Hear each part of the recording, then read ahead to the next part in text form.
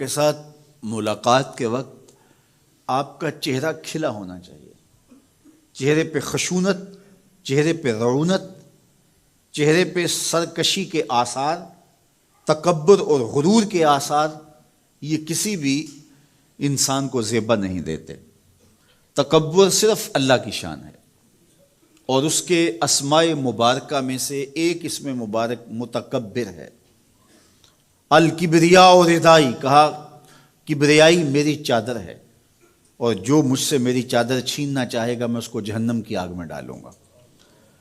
اس کائنات میں ہونے والا پہلا جرم تکبر ہے۔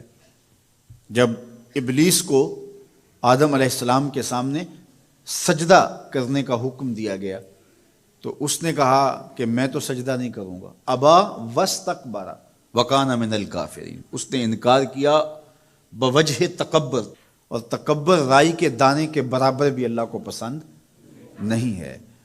اور قیامت کے دن جب لوگ صور اسرافیل سے آغوش موت میں ہوں گے تو اللہ تعالیٰ جل شانہ لوگوں سے خطاب کرے گا، تو اس میں ایک جملہ یہ ہوگا، این المتکبرون، تکبر کرنے والے کہاں ہیں؟ تو لوگ آغوش موت میں ہوں گے تو کوئی سر نہیں اٹھائے گا۔ اللہ فرمائے گا این الملوک، بادشاہ کہاں ہیں؟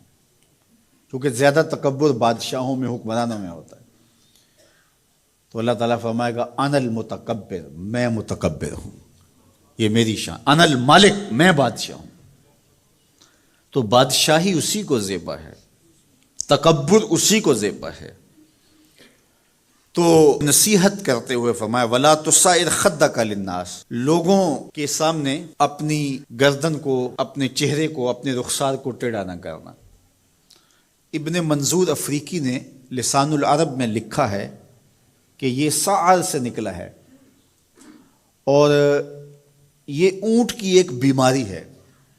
جس طرح بندوں کو لقوہ ہو جاتا ہے، اس کا منہ ٹیڑھا ہو جاتا ہے، تو اونٹ کو ایک بیماری لگتی ہے، تو جب وہ بیماری اس کو لگ جائے تو اس کی گردن ٹیڑھی ہو جاتی۔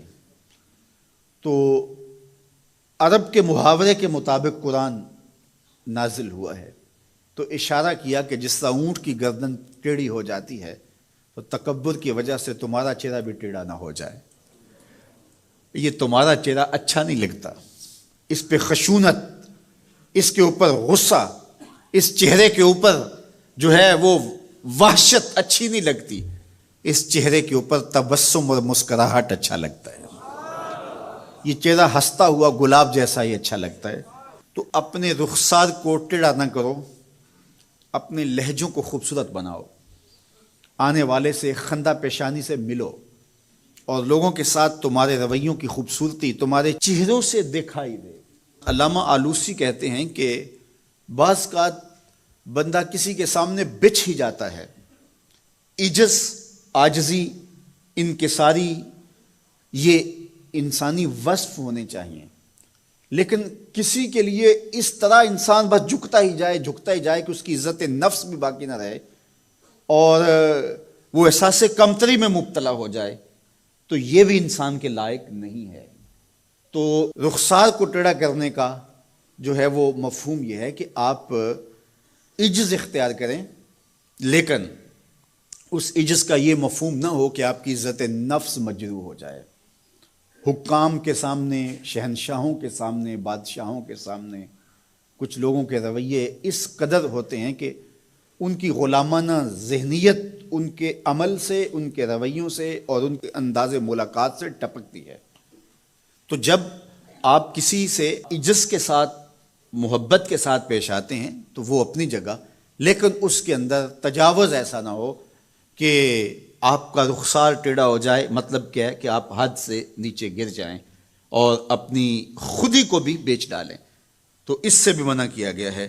تو ان دونوں کے درمیان بیلنس رکھیں، تکبر میں بھی مبتلا نہ ہونے پائیں اور احساس کمتری میں، اور ایسا عجز جو آپ کی خودداری کو بہا کے لے جائے اس میں بھی مبتلا نہ ہونے پائیں۔